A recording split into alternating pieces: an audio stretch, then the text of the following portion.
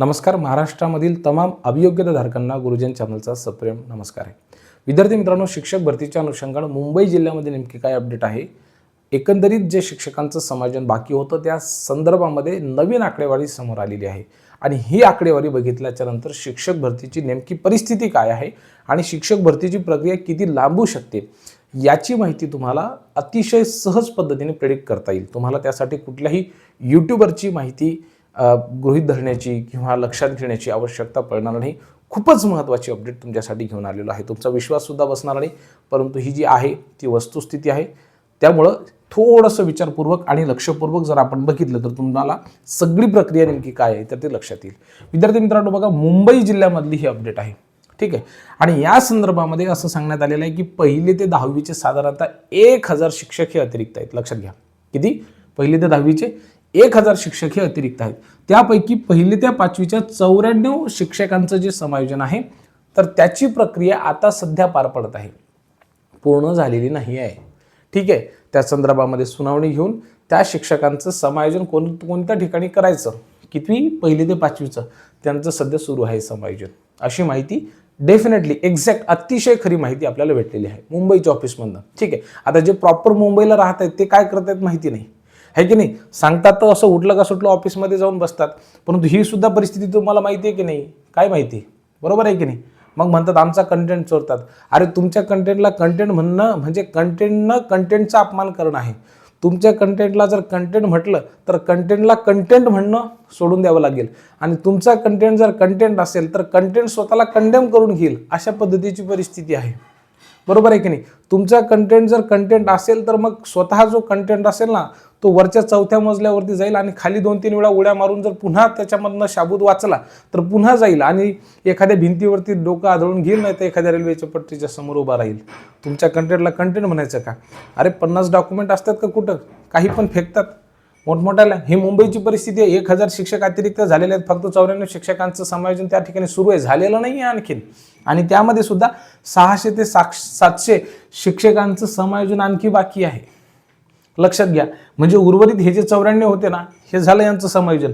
मग त्याच्यामधले उरलेले आणखी 200 जे होते ना, तर त्या शिक्षकांचं समायोजन म्हणजे कोणत्या वर्गासाठी, 6वी ते 10वीसाठी हे कुठंतरी होणार आहे. परंतु ते झाल्याच्या नंतर देखील 600 ते 700 शिक्षक असे असणार आहेत की ज्यांचं समायोजनच होणार नाही आहे. कारण की त्या ठिकाणी ऑफिसने असं सांगितलेलं आहे की या ठिकाणी जागाच रिक्त नाही आहेत मुंबईमध्ये. आणि शिक्षकांचं असं म्हणणं आहे की आम्ही मुंबईचे आहोत, आम्हाला मुंबईच्या बाहेर जायचं नाही, जिल्हा बदल करायचा नाही, दुसऱ्या ठिकाणी अजिबात जायचं नाही. मग जर शिक्षकांची अशी भूमिका असेल आणि त्या ठिकाणी रिक्त जागाच नसतील तर मग या शिक्षकांना घ्यायचं कुठं? आणि मग ही परिस्थिती असेल, या शिक्षकांचं समायोजनच झालेलं नसेल तर मग शिक्षक भरतीला पोर्टलवरती जागा येतील तरी कशा, ही वस्तुस्थिती सांगा ना तुम्ही मुलांना मुंबईमध्ये असून. हे सांगत नाही. आणि मग म्हणतात आमच्या हे बॅच घ्या, Z+ बॅच घ्या, हे बॅच घ्या, ते बॅच घ्या. तुमच्या बॅचा घेऊन काय विद्यार्थ्यांना उद्या म्हणजे काय ते, अरे कठीण काम आहे. मी तुम्हाला सांगतो विद्यार्थी मित्रांनो, ही परिस्थिती आहे शिक्षक भरतीची. लक्षात घ्या तुम्ही, समायोजनाची प्रक्रिया बाकी आहे. या संदर्भामध्ये पाठपुरावा करा. हे अतिरिक्त शिक्षकांचं समायोजन बाकी आहे. हे म्हणतात जागा येणार, आम्ही पाठपुरावा करतोय. तुमचा काय पाठपुरावा घेऊन बसले तुम्ही? हे बघा, हे जे 700-800 शिक्षक आहेत ह्यांच्यासाठी ते पाठपुरावा केल्यापेक्षा जाऊन मुंबईतल्या विद्यार्थ्यांना शाळांमध्ये, जिल्हा परिषदेच्या शाळांमध्ये किंवा नगरपालिकेच्या शाळांमध्ये ॲडमिशन घ्यायला सांगा, त्याचा तरी फायदा होईल.